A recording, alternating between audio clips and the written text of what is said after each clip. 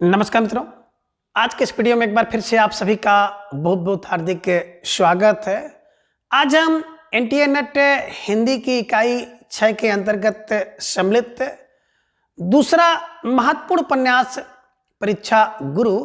तो परीक्षा गुरु उपन्यास को हम लोग अब तक के सबसे आसान ट्रिक की सहायता से याद करने का प्रयास करेंगे। तो जैसा कि स्क्रीन पर आप देख पा रहे हैं, परीक्षा गुरु। और बात करें परीक्षा गुरु की, तो परीक्षा गुरु उपन्यास को आचार्य रामचंद्र शुक्ल जी ने हिंदी का पहला मौलिक उपन्यास भी माना है। तो इसे दिमाग में रख लीजिएगा कि हिंदी का पहला मौलिक उपन्यास परीक्षा गुरु किसने माना है? आचार्य रामचंद्र शुक्ल जी ने माना है। और हिंदी का पहला उपन्यास गोपाल राय के अनुसार देवरानी और जेठानी की कहानी, जो कि पंडित गौरी दत्त शर्मा जी द्वारा लिखा गया है, तो उसे भी दिमाग में रखिएगा। गोपाल के अनुसार देवरानी जेठानी की कहानी पहला उपन्यास है। और आचार्य रामचंद्र शुक्ल के अनुसार परीक्षा गुरु। और सर्वसम्मति से भी अगर बात की जाए तो परीक्षा गुरु को जो है हिंदी का पहला जो है मौलिक उपन्यास माना जाता है। इसे दिमाग में रख लीजिएगा। दूसरी जो महत्वपूर्ण बात है कि परीक्षा गुरु उपन्यास, तो परीक्षा गुरु उपन्यास के जो लेखक हैं वो है लाला श्रीनिवास दास। कब लिखा गया? सन 1882 ईस्वी में लिखा गया है। तो कैसे दिमाग में बैठाएं?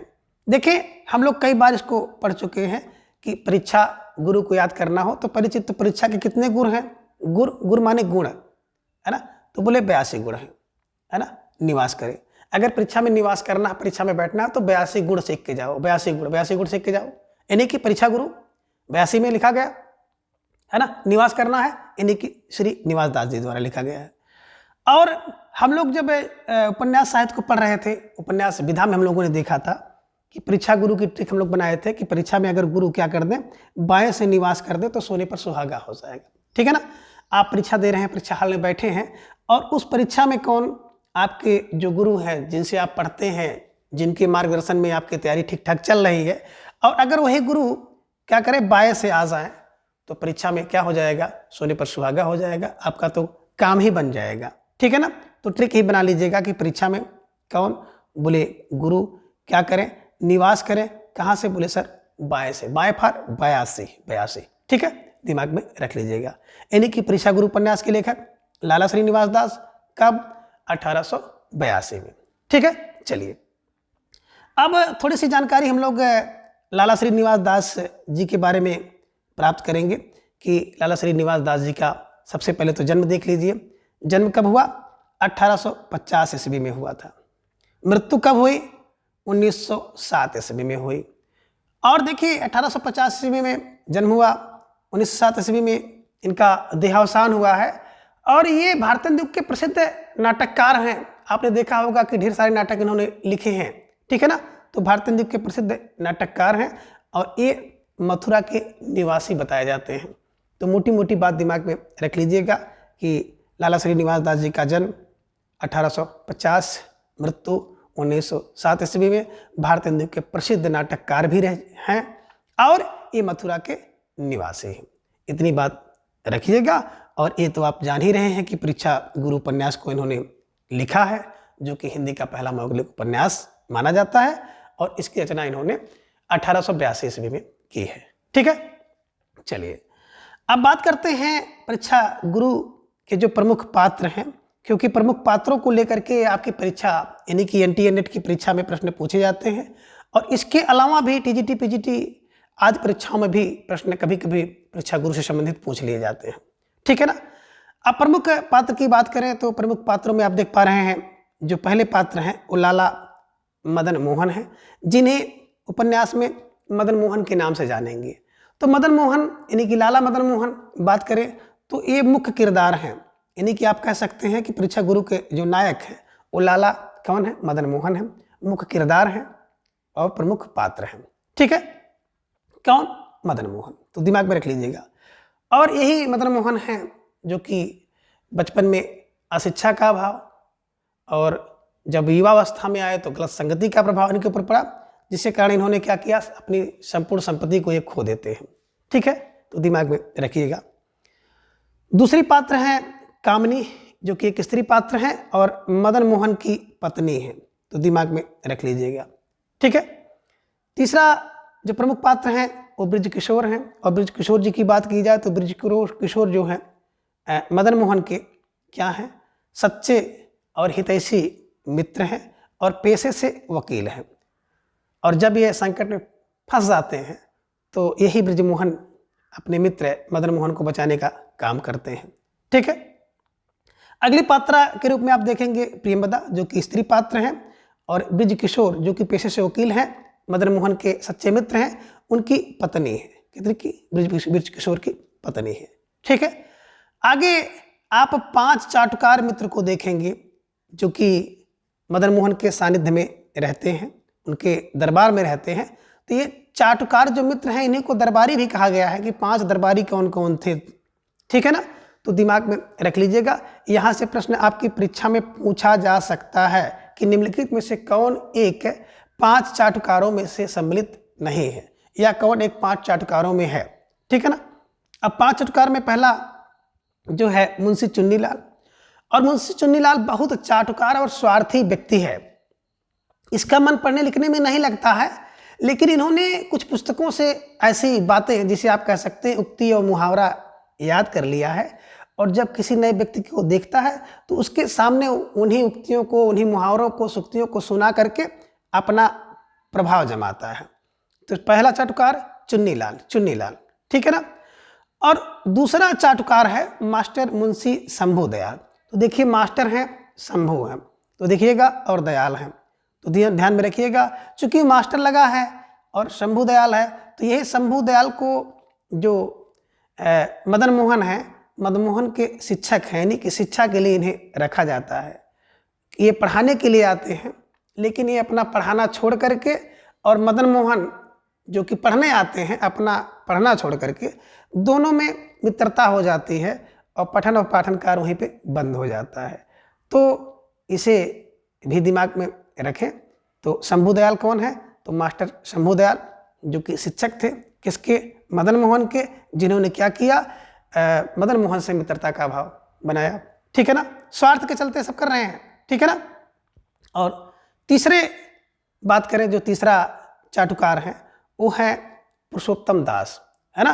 अब पुरुषोत्तम दास की बात करें तो नाम तो पुरुषोत्तम है, पर यह बहुत ईर्ष्यालु व्यक्ति है, और लोगों को धनवान देखता है तो ईर्ष्या करता है, किसी को विद्वान और उसकी बुद्धि देखेगा तो उससे ईर्ष्या करता है, और यह है बात की जाए तो मदन मोहन से हमेशा ईर्ष्या करता है। तो इसे भी दिमाग में रखिएगा। प्रश्न बन सकता है निम्नलिखित में से कौन सा ऐसा व्यक्ति है जो कि सबसे ज़्यादा ईर्ष्याल प्रवृत्ति का है, तो पुरुषोत्तम। ठीक है ना। नाम तो पुरुषोत्तम है, लेकिन सबसे बात की जाए तो ईर्ष्यालु व्यक्ति यही है। ठीक है। चलिए अगला जो पात्र है, यानी कि चौथा चाटुकार पात्र है हकीम अहमद हुसैन। देखिए हकीम का मतलब ही होता है वैद्य, यानी कि जो दवा का काम करे, औषध का काम करे। तो हमें हकीम अहमद हुसैन, है ना, इसे दिमाग में रख लीजिएगा कि ये मुस्लिम पात्र है ना, और मुस्लिम पात्र है जो कि हकीम है, और इनके लिए क्या करता है, बड़ा कम हिम्मत वाला व्यक्ति है, जो मदन मोहन का व्यक्तिगत वैद्य है, और मदन मोहन को जो औषधि दी जाती है इन्हीं की सलाह पर दी जाती है, यानी कि आप कह सकते हैं कि उनका पारिवारिक वैद्य है ना, और पारिवारिक का व्यक्तिगत आप कह सकते हो व्यक्तिगत वैद्य यही हैं हकीम अहमद हुसैन। ठीक है। चलिए, और पांचवा और अंतिम चाटुकार व्यक्ति है बाबू बैद्यनाथ। ठीक है ना। अब बाबू बैद्यनाथ क्या है, यह भी एक लोभी व्यक्ति है जो कि रेलवे में नौकरी करता है और इंग्लिश का अच्छा जानकार है, और लोभी होने के कारण जो है मदन मोहन का दरबारी बन जाते हैं, या आप कह सकते हैं मदन मोहन के चाटुकार मित्र बन जाते हैं। तो इन सभी चाटुकारों को दिमाग में रख लीजिएगा। अब पहला चाटुकार कैसे दिमाग में रखेंगे, चा से चाटुकार, चा से चुन्नी है, दूसरे हैं शंभू, चुन्नी शंभू, तीसरे पुरुषोत्तम, चौथे अहमद हुसैन, पांचवा बैद्यनाथ, दिमाग में रख लीजिएगा। अब चूंकि चुन्नी भी आपने देखा, मुंशी चुन्नी वाला व्यक्ति कौन है, बोले सर चाटुकार और स्वार्थी व्यक्ति है, पढ़ने लिखने में मन नहीं लगता है, क्या करता है, कुछ किताबों की से युक्तियों मुहावरों को याद कर लिया है। जब किसी व्यक्ति को देखता है तो चुन्नी क्या करता है, बस अपना प्रभाव जमाना चाहता है। मास्टर शंभू मास्टर हैं, मदन मोहन को पढ़ाने के लिए आते हैं, लेकिन अपने पढ़ाई को भूल जाते हैं और मदन मोहन के मित्र बन जाते हैं। पुरुषोत्तम नाम तो पुरुषोत्तम दास है, पर यह बहुत ही ईर्ष्यालु व्यक्ति है, सबसे ईर्ष्या करता है, किसी के धन से, गुण से, विद्वता से। और लाला मदन मोहन के साथ रह रहा है, फिर भी लाला मदन मोहन की ढेर सारी ईर्ष्या करता है, यानी कि उनके प्रति से ईर्ष्या भाव रखता है। हकीम अहमद जो कि बिल्कुल व्यक्तिगत उनके वैद्य हैं, चिकित्सक हैं, इन्हीं की सलाह पर उनको दवाएं दी जाती हैं। किसको? लाला मदन मोहन को।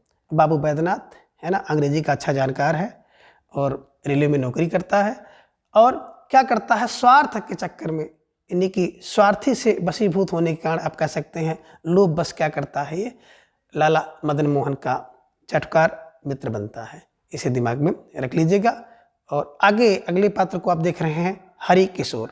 देखिए, दो किशोर आपको मिलेंगे, एक तो ब्रज किशोर मिलेंगे, तो ब्रज किशोर सच्चे हितैषी उनके मित्र हैं, और हरि किशोर की बात की जाएगी तो ये कपड़ा विक्रेता है, और इसी कपड़ा विक्रेता हरि किशोर से ही लाला मदन मोहन का बहस हो जाता है, और बहस में वाद विवाद इतना बढ़ जाता है कि क्या हो जाता है कि सारी बात लेनदारों में फैल जाती है, और लेनदार लोग आ जाते हैं, फिर मुकदमा केस वगैरह होता है, और अंत में लाला मदन मोहन को एक रात की जेल यात्रा भी करनी पड़ती है।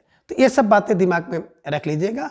मुझे जहाँ तक लग रहा है कि पात्रों से संबंधित सारी चीज़ें आपके दिमाग में बैठ गई होंगी, और नहीं तो एक बार सरसरी रूप में देख लीजिएगा कि परीक्षा में गुरु कहाँ से, अगर बाएं से आ जाए तो सोने पर सुहागा हो जाएगा। पात्र क्या है? बिल्कुल है ना, प्रमुख पात्र मदन मोहन, दूसरी कामनी मदन मोहन की पत्नी, तीसरी ब्रज किशोर इनका सच्चा हितैषी मित्र, चौथा प्रियमदा ब्रज किशोर की पत्नी है।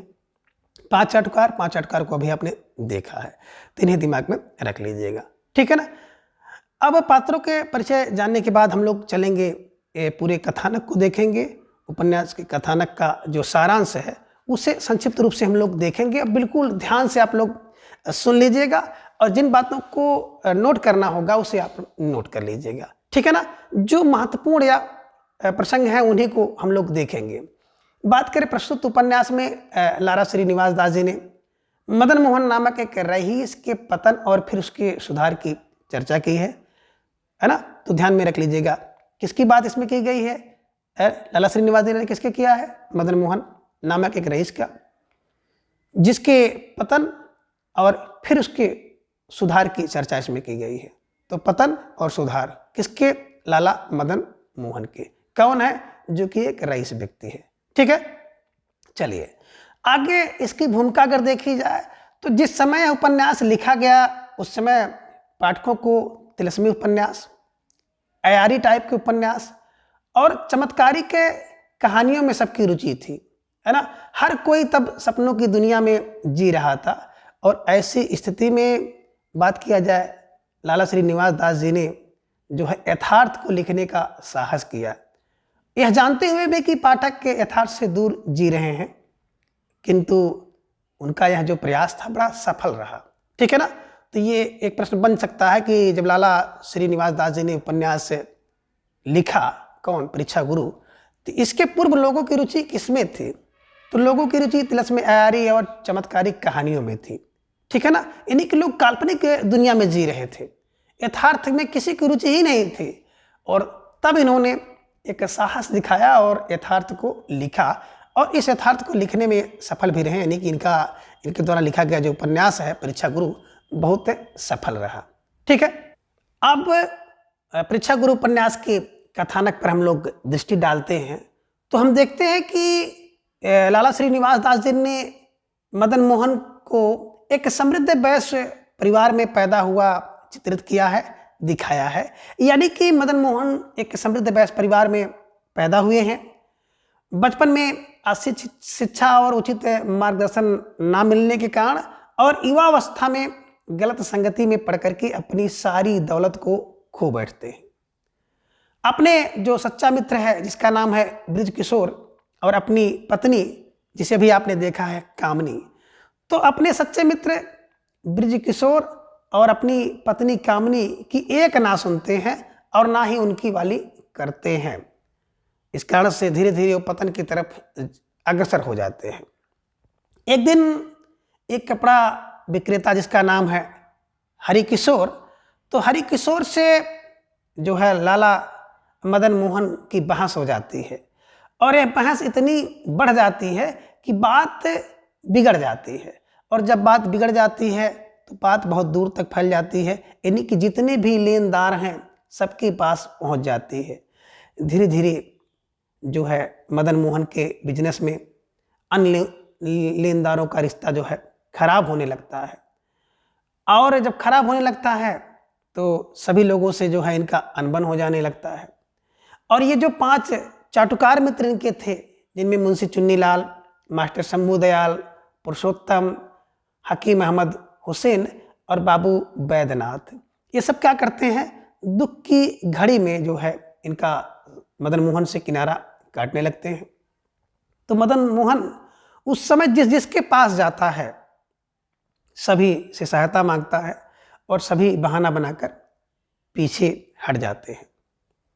लाला मदन मोहन को अब होश आता है, लेकिन स्थिति अब हाथ से निकल जाती है। लेनदारों का मुकदमा इनके ऊपर चलता है और मुकदमे के बाद अदालत में यह तय होता है कि लाला जो है मदन मोहन को क्या किया जाए कि जो है 1 रात की जो है सजा सुनाई जाती है। यानी कि अदालत खत्म होने के बाद आज जो है मदन मोहन को हवालात की कोठरी के अंधेरे में जमीन पर दुपट्टा बिछाकर सोना पड़ता है। वही लाला मदन मोहन जो कि एक रईस हैं, वैभव सुख समृद्धि में पले हुए हैं, लेकिन आज कुसंगति में पड़ करके क्या कंडीशन इनकी हो गई है कि बिल्कुल कोठरी में है, अंधेरी कोठरी है, उसमें जमीन पर दुपट्टा बिछाकर सोना पड़ता है। मित्र के जो जलसे थे अब कहाँ चले गए। सेवकों का झुंड गायब हो गया है और चारों ओर सन्नाटा है। अब 30 वर्ष की उम्र में ये संसार इनको भयंकर लगने लगता है और सोचते हैं कि 60 वर्ष की उम्र में जाने क्या दशा होगी। तो ये सब बातें आप दिमाग में रख लीजिएगा, ठीक है ना। अब हवालात में अकेले जो मदन है, यानी कि मदन मोहन को क्या हो रहा है, मौत का विचार आते ही भूत प्रेत का भय घेर लेता है। घबराहट में दिल दहल जाता है और जब कल्पना शक्ति करते हैं तो कल्पना शक्ति में इनको चमत्कार दिखाई देने लगता है कि कोठरी में कोई चुड़ैल बैठी है और उसके यानी कि जो चुड़ैल के चलने फिरने की आवाज़ सुनाई देती है और उसकी यानी कि उस चुड़ैल की क्रोध भरी लाल आंखें, फैला हुआ मुंह, किटकिटाते दांत जो है दिखाई पड़ते हैं। कभी वह नाचता है, कौन, वही चुड़ैल, कभी वह गाता है, वही प्रेत जो भूत है, कभी ताली बजा देती है, वही चुड़ैल भूत प्रेत, और कभी मनमोहन को उसके कुकर्मों के लिए यमदूत की भांति पुनर्वचन करती है कि आपने गलत किया और उसी गलत का परिणाम है कि आज आप काल कोठरी के अंदर बंद हो, जमीन पर लेटे हो, ठीक है। फिर प्रेत जो है छाती पर सवार होकर के उसका यानी कि लाला मदन मोहन का गला घोंट रहा है। जब चित्त का उद्वेग कम होता है तो उन्हें लगता है कि प्रेत के बदले कोई जो है कोमल नारी है जो कि मदन का सिर अपने गोद में लेकर के बैठी है और उसकी गर्म आंसुओं की जो बूंद से उसके चेहरे पर गिर रहे हैं और प्राणनाथ कह करके वह संबोधित कर रही है, ढाढ़स बंधाती है और कहती है कि कभी नहीं छोड़ूंगी, है ना। तो इससे जो है मदन को लगता है कि उसकी जो पत्नी है, पतिव्रता है, इन्हीं की अपनी पत्नी जिसका नाम कामनी है, कामनी को भी याद कर रहे हैं, ठीक है ना। सांत्वना देती है और पत्नी एकाएक जो है अंतर ध्यान हो जाती है। अब सार रूप में कहें तो कथा में जीवन के रूप बताए गए हैं और हृदय परिवर्तन की बात भी यहाँ पर देखने को मिलती है और जिसका प्रभाव आगे के उपन्यासों में देखने को मिलता है। और बाद में इनका जो सच्चा और हितैषी मित्र है यानी कि कौन है, ब्रिज किशोर जो कि पेशे से वकील हैं और वे जो है इनकी मदद करते हैं, इनको छुड़ाकर वापस लाते हैं। तो इसे दिमाग में रख लीजिएगा। और थोड़ी सी बात यहाँ पर है इस उपन्यास से संबंधित, तो उपन्यास से संबंधित कुछ महत्वपूर्ण बातें जो प्रश्न आपकी परीक्षा में बन सकते हैं, जिनमें पहले तो ये जान लीजिएगा कि अनुभव द्वारा उपदेश पर आधारित उपन्यास है। दूसरी विशेषताएं इसमें देखिएगा कि इसकी भाषा शैली की बात करें तो इसकी भाषा शैली जो है पूरा उपन्यास नीतिपरक और उपदेशात्मक है, ठीक है ना। इसमें जगह जगह के इंग्लैंड और यूनान के जो इतिहास से दृष्टांत दिए गए हैं, और ये दृष्टांत बात करें मुख्यतः ब्रज किशोर के कथनों में आते हैं। कौन ब्रज किशोर? वही ब्रज किशोर जो कि बात अगर की जाए तो लाला मदन मोहन के सच्चे हितैषी मित्र हैं, पेशे से वकील हैं, ठीक है ना। उनके जो कथनों में देखने को मिलेगा आपको। उपन्यास में कहीं कहीं संस्कृत, हिंदी, फारसी के ग्रंथों से ढेर सारे उदाहरण भी आपको मिलेंगे जो कि ब्रज भाषा के काव्य अनुवाद के रूप में दिए गए हैं। सरल बोलचाल की भाषा है, यानी कि दिल्ली और उसके आसपास की जो भाषा है, क्योंकि जो संपूर्ण कथा है वहीं के आसपास की है ना। इसके बावजूद भी पुस्तक की जो भाषा है वो गरिमा युक्त और अभ्यंजनापूर्ण है, ठीक है ना। तो इस प्रकार आपने क्या देखा कि परीक्षा गुरु उपन्यास में सत्य और असत्य वर्गों में पात्रों को विभाजित करके एक कहानी चलती है। मदन मोहन एक दुर्बल चित्त का व्यक्ति है जो हर वक्त असत्य एवं है ना असत्य पात्रों से घिरा हुआ है। और ये उपन्यास का जो 39वां प्रकरण है जिसमें मदन जेल में बंद है, उनकी स्थिति दिखाई गई है और प्रेत भय के रूप में दिखाया गया है ना। आपने ये भी देखा कि अदालत खत्म होने के बाद आज जो मदन मोहन को हवालाती कोठरी के अंधेरे में जमीन पर सोना पड़ता है। तो ये सब बातें मोटी मोटी चीज़ें हैं, इसे दिमाग में रख लीजिएगा। और बात करें प्रमुख प्रश्न की, तो यहाँ से जो प्रश्न आपका बन सकता है वो पहला प्रश्न यही बन सकता है कि परीक्षा गुरु उपन्यास के लेखक लाला श्रीनिवास। परीक्षा गुरु उपन्यास कब लिखा गया? 1882। परीक्षा गुरु उपन्यास को यानी कि करते हैं कहला उपन्यास किसने माना? तो आचार्य रामचंद्र शुक्ल जी ने माना है। परीक्षा गुरु उपन्यास में कितने प्रकरण हैं? 41 प्रकरण हैं। 39वां प्रकरण क्या है? 39वां प्रकरण है लाला श्रीनिवास जब जेल में जाते हैं, ठीक है ना। अब इसमें आ जाएगा कि परीक्षा गुरु उपन्यास का प्रमुख पात्र या किरदार या नायक कौन है? तो लाला मदन मोहन है। लाला मदन मोहन की पत्नी कौन है? बिल्कुल कामनी, कामनी पत्नी कामनी, है ना। और कामनी कहा भी जाता है पत्नी को कामनी, तो दिमाग में रख लीजिएगा लाला मदन मोहन की पत्नी कामनी। अब लाला मदन मोहन का सच्चा और हितैषी मित्र कौन है? बिल्कुल तुरंत आप जाइएगा ब्रज किशोर के पास जाइएगा। कौन? ब्रज किशोर सच्चा मित्र है, पेशे से वकील है और इनका हितैषी मित्र है। अब ये प्रश्न एक बन सकता है कि ब्रज किशोर की पत्नी प्रेमदा है, ये भी ध्यान में रख लीजिएगा। 5 चाटुकार कौन कौन से हैं? एक चुन्नीलाल, दूसरा शंभू दयाल, तीसरा पुरुषोत्तम, चौथा हकीम अहमद हुसैन, 5वां बाबू बैद्यनाथ। अब हरिकिशोर बहस है ना, तो बहस किससे होती है? हरिकिशोर से। किसकी बहस होती है? लाला मदन मोहन की, ठीक है ना। जिसके कारण मामला इतना बढ़ जाता है कि सभी लेनदारों तक ये खबर पहुंच जाती है और सभी लेनदार जो है मुकदमा चला देते हैं। अदालत में पेशी होती है और अदालत में कितने दिन की सजा होती है? 1 रात की सजा होती है, ठीक है ना। 1 रात ने काल कोठरी में रहना पड़ता है। अब एक प्रश्न दे सकता है कि निम्नलिखित में से मुंशी चुन्नीलाल की विशेषता है ना। जैसे चाटुकार है, स्वार्थी है, पढ़ने लिखने में मन नहीं लगता है, बड़ी बड़ी पुस्तकों से कुछ ऐसी बातें पढ़ लिया है जिससे दूसरे के सामने प्रभाव जमाता है। तो ये सारी विशेषताएं आप लिख दीजिएगा। ये भी प्रश्न बन सकता है कि मास्टर शंभू दयाल की विशेषता क्या है? तो मास्टर शंभू दयाल की विशेषता आप जान रहे हैं कि ये मास्टर हैं जो है लाला मदन मोहन को पढ़ाने के लिए आते हैं, लेकिन अपना पढ़ाना भूल करके उनके साथ मित्रता का व्यवहार कर लेते हैं, ठीक है। ये दिमाग में रख लीजिएगा। पुरुषोत्तम की बात की जाती है। पुरुषोत्तम के चरित्र में आपने देखा कि पुरुषोत्तम नाम तो पुरुषोत्तम है, लेकिन क्या है? बड़ा ईर्ष्यालु व्यक्ति है, सबसे ईर्ष्या करता है, चाहे वो धनवान व्यक्ति हो, चाहे विद्वान व्यक्ति हो या बुद्धिमान व्यक्ति हो, सबसे ईर्ष्या करता है। और लाला मदन मोहन से भी ये बहुत ईर्ष्या रखता है, तो इसे दिमाग में रखिएगा पुरुषोत्तम का। अब एक प्रश्न बन सकता है कि निम्नलिखित में से कौन जो है लाला मदन मोहन का जो है सलाहकार वैद्य है, या किसकी सलाह पर औषधि दी जाती है? तो आप तुरंत जाएंगे विकल्प में हकीम अहमद हुसैन के पास जाएंगे कि हकीम अहमद हुसैन इनका व्यक्तिगत वैद्य है ना, चिकित्सक है जिसकी सलाह पर इन्हें दवा दी जाती है। बाबू बैद्यनाथ कौन है? रेलवे में नौकर हैं और इंग्लिश के अच्छे जानकार हैं। लोभ से ग्रस्त हैं और मदन मोहन के दरबारी बन जाते हैं। इतनी बातें दिमाग में रख लीजिएगा। हरि किशोर और ब्रिज किशोर दो हैं। हरि किशोर कपड़ा विक्रेता है, ब्रिज किशोर इनके हितैषी मित्र हैं। इसे ध्यान में रख लीजिएगा। इस प्रकार से इन सभी जो महत्वपूर्ण पहलुओं को आप आसानी से याद कर सकते हैं। और वीडियो देखने के बाद आपको कैसा लगा कमेंट बॉक्स में आप जरूर अपनी राय दें। और वीडियो आपको अच्छी लगी हो तो चैनल को सब्सक्राइब करें और हमारे साथ जुड़ करके अपनी तैयारी को मजबूत करें। तो आज के इस वीडियो में बस इतना।